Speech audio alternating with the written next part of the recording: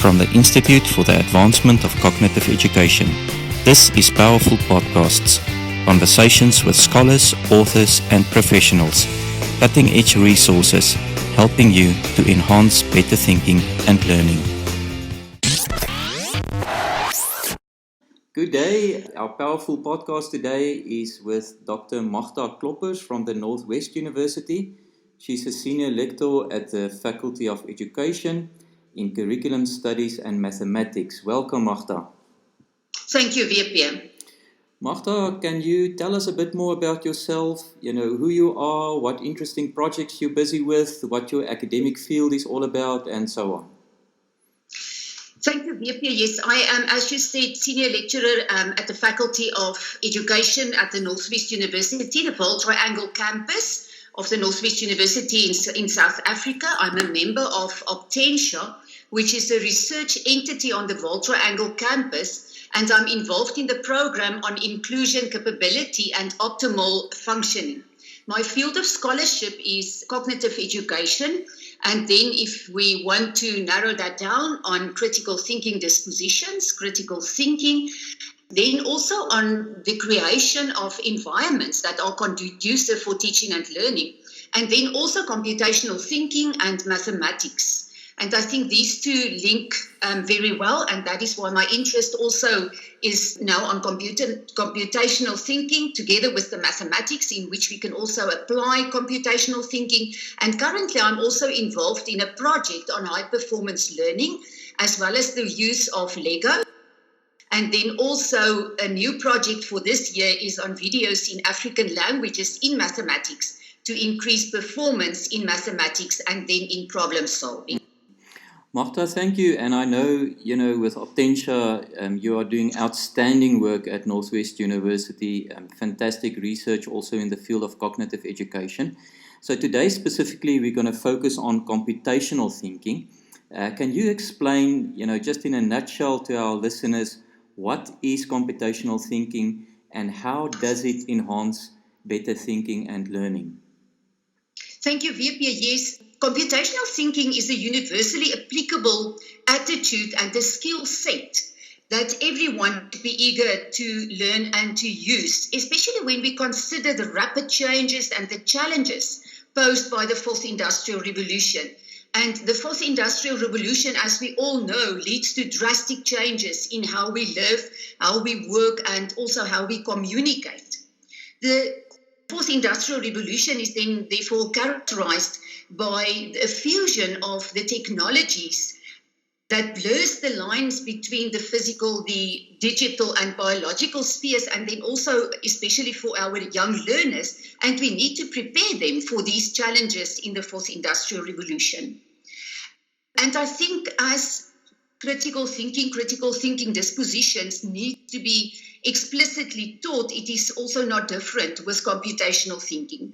We as teachers, parents, and also educators or practitioners need to explicitly teach and show our learners, and then also allow space for the development of computational thinking, to teach our students, our learners, to think in a way that will allow them to access and to understand the technologies of the future. Now, there are 4 cornerstones in computational thinking which are very important, and I'm just going to label them as decomposition, then also pattern recognition, abstraction, and also algorithms. And these draw upon the concepts then of which are fundamental to computer sciences and the integration of technologies. And we can also advance computational thinking through play and by the normal interaction each and every day when we interact with our learners and our students. Magda, thank you very much. And I think, maybe many of our listeners would have some questions, whether computational thinking is only applicable, to people working in the IT field and with computers. So maybe if you can sort of just unpack those 4 components of computational thinking a little bit more. You said decomposition, if I remember correctly, is the first one. What does it mean? What is behind it? And, also the other 3 anchors of computational thinking. Yes, VP, decomposition is mainly on the act in which we request our learners to break down complex problems into smaller, simpler problems. And I can give our listeners a view on this by indicating one of the examples that we can do in normal life to infuse that. And people normally think that computational thinking is the same as programming or coding, and it's not the same. And therefore, with decomposition, we can ask our learners to explain to us exactly what are they going to do when they plan, say, for instance, for a picnic or for a weekend out for the boys at camp. So then by looking at the decomposition, they should be able to take a complex task and break it down into smaller, simpler problems. So a typical example of this might be that they should make the arrangements. Where are they going? What are they going to take with? How are they going to pack their bags? What is the route that they are going to follow? And that is what we mean by decomposition. So do you mean that any complex problem that children might face, if a parent or a teacher help them to unpack the different aspects and the different steps to solve, that would comprise computational thinking? That's right, yes. All right. Yeah, they should be able to break down problems into smaller manageable aspect chunks. The second aspect was on pattern recognition, which guides them then to make connections between things that are similar and also different. And here we can request our learners, for instance, to look at, if we give them some pictures on fruit and vegetables, we can ask them to recognize patterns. So here they would be able to sort the fruit and also the vegetables into different categories. And then they can show us what are different and what are similar by looking at the shapes, maybe the textures of the different fruit and vegetables. And we can even go further and ask them about the vegetables that grows above and below the ground to also create patterns regarding what repeats, what are similar to these fruit and or vegetables and what are different. When we also look at another example, which might include trees, we can also ask them to draw trees and the leaves of the trees, and then they would also be able to recognize patterns regarding the leaves of the trees. Some are compounded leaves, some are single leaves, some are green, some are yellow or brown. It depends on what season it is. And then they can also look at the shapes of the leaves and then recognize patterns in the leaves and tell us what are different, what are similar. That's fascinating. You know, I'm working in the field of mediated learning, and I know there's a specific instrument developed by Ruben Feuerstein on pattern recognition, specifically. That's right. Yeah, specifically with regards to numerical pattern recognition, where there's a certain pattern emerging in numbers, you know, that you have to recognize, and that's very important. That's true, yes, VP. And also when we look at all these other instruments, I think there's quite a number of these that we can also pull in here. Pattern recognition, as you say, yes, and categorization, quite a few of his instruments. All right. The third aspect, Magda?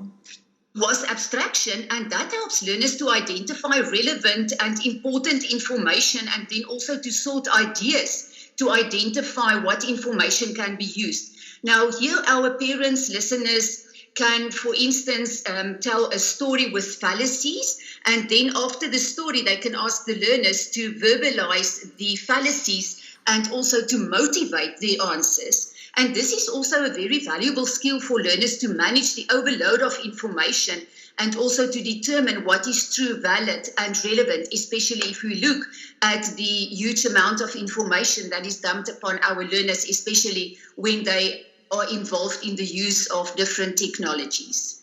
And I think that's so important because we live in an information overload environment, and I think it's so important that we teach our children how to distract from all the information, what is important and what is relevant.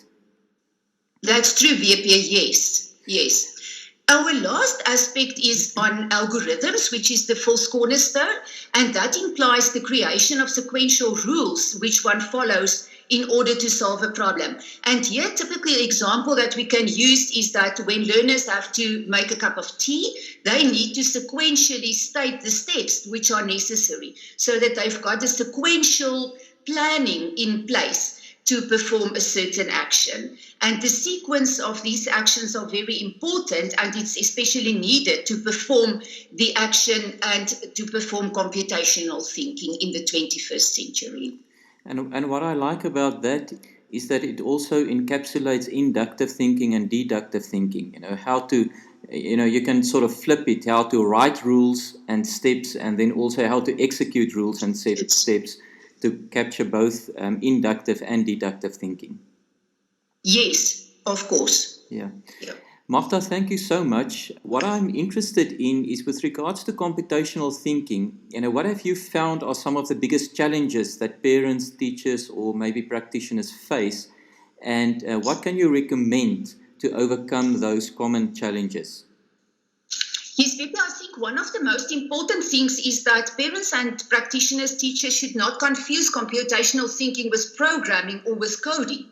Programming or coding are ways to teach computational thinking, but computational thinking is actually on the conceptualizing, which is a set of cognitive and problem-solving skills, which are needed for coding and for programming, but it is applicable to many subject areas for everyone and for everywhere, and it can also be taught without a device. So it is basically on how do humans think, not computers. Because we need to know and to understand the way in which to structure things to make it clear for the computer, because the computer only performs the actions. So therefore, it's very important that everyone, everywhere, without the tool, without the device, should be able to perform computational thinking, to have the skill of computational thinking. And then also, it is also important to know that it is a fundamental skill and not a rote skill. And it is about ideas, be creative, and it's not really about the artifact. Magda, sorry, I'm interrupting you there, but can you just maybe explain to the listeners what's the difference between a foundational skill and a rote skill? A rote skill is a skill that is performed by making use of automation. So it's a skill that comes automatically. So you sort of just do it because that's the way you do it, but you don't really understand why you're doing that. Or think about it, yes. Right. Okay, so one of the challenges that parents and teachers can face is that, or things that they need to take into consideration, is that they should take the concentration span of their learners into consideration and not to overwhelm them with information or with tasks. So they need to really have a look at what exactly do they want to ask the learner or to engage the learner in, and not really tire them with the skill to perform an action, to solve a problem. Give them time to explain that properly and not overwhelm them. Okay, Magda, no, thank you very much. I think those are challenges that many parents and teachers face. And I think it's important to pitch it also at an age-appropriate level, and also specifically with regards to the abilities of the child. And here I'm thinking about Vygotsky's zone of proximal development, where you need to pitch the learning experience in that zone between what a student can perform by himself and what he or she can perform with the help of others. And usually that's the zone of proximal development. Magda, what I want to ask you is what do you think are the most important signs that parents and teachers and maybe practitioners can look out for that will indicate to them that computational thinking is functioning properly, or they've successfully implemented the development of computational thinking? Vipi, I think that when a task is given to a learner and they are able to explain their thought processes sequentially and to be able to break it down into smaller steps, it is an indicator that they have mastered a part, or they've partially mastered computational thinking. So the learners should also be able to come up with different ideas to problems when a problem has been asked, and they should also be able to select the best possible solution to a certain problem. And I think these are signs that learners have got the skills of computational thinking. So therefore, if we just look at the 4 different cornerstones, they are able to decompose, to break a great task or a project down into smaller, manageable aspects, when they can recognize patterns, when they, for instance, can see the similarities as well as the differences in things, when they can abstract important information and ignore irrelevant information. And then the last one, when they are able to define the steps that are necessary to perform a certain action. I think these are some of the aspects that parents and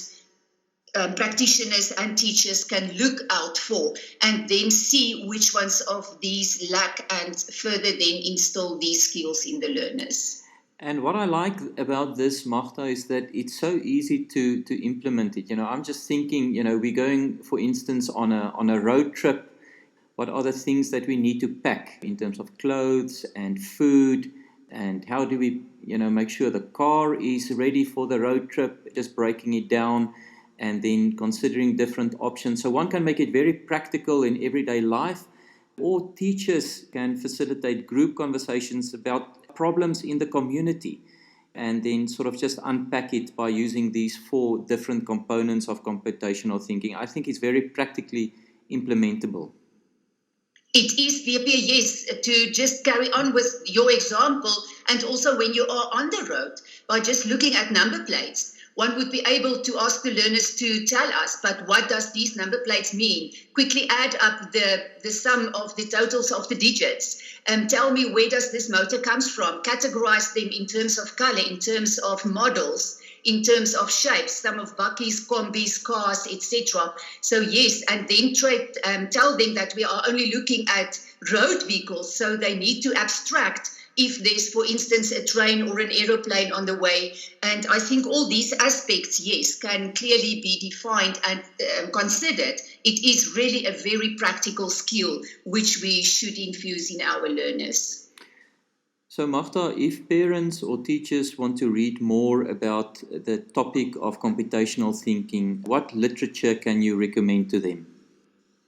They can have a look at some of the TED Talks available. They can also search for computational thinking on the website, and also look at space maker spaces, which is also a tool. And I think also through play, they can also have a look at what is the impact, or how can we use play to infuse or to advance computational thinking. So these are just some of the resources. They can just type in computational thinking and maybe come up with, there will be some literature on that.